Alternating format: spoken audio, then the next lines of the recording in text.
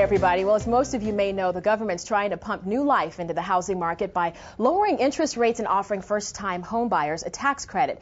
Jim Randall is the author of The Skinny on the Housing Crisis, and he's here to help prospective buyers sort out all the mess. Welcome to the show, Jim. Sorry, the mess and Jim doesn't go together, but there is a lot of mess out there. It's a little grim out there, it is. Yeah, kind of confusing. Let's start out with this stimulus bill.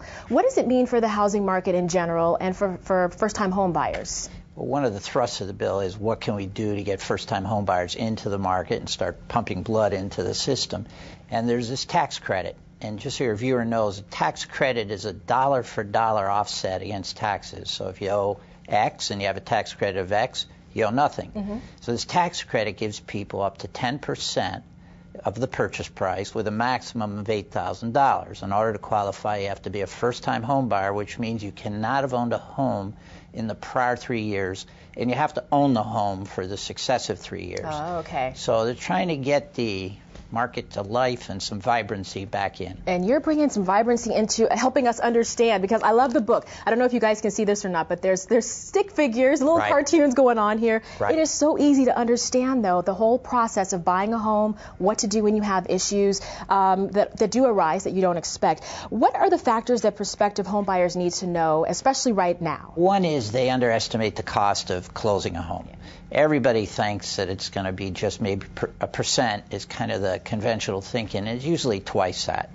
So you ought to figure perhaps 2% of the purchase price of the home is closing costs. And then there's all sorts of unexpected costs. There's the moving costs. There's the new furniture you didn't think you were going to need, and so on and so on and so on. A lot of hidden costs that people don't think about, and they get stuck with it in the end.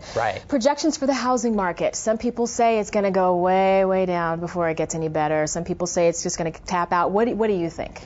Well, I hate to be the messenger of bad news, but I'd be in the camp of those who say it's probably going to go down another 10% to 20%. That much? Yes, it's already down perhaps 27, 28% from the peak, which was 2006.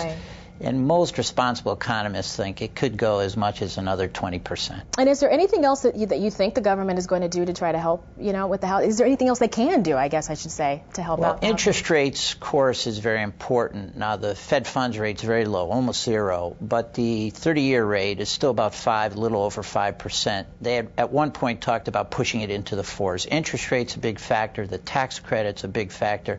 They may have to increase the amount of the tax credit or other tax incentives to get people back into the market. I mentioned it earlier that this book is so easy to understand, so easy to read. Was that your goal with putting it together like this? That was exactly my goal. Part of the problem today is a lot of people got into trouble because they didn't understand the game. And my goal is to educate as many people as possible how the game is played. And you're going through each and every step of the home buying process. Correct. And show them where the dangers are. Well, great. Thank you so much for coming by. We definitely appreciate having you here. And again, the book is called The Skinny on the Housing Crisis. It's available now.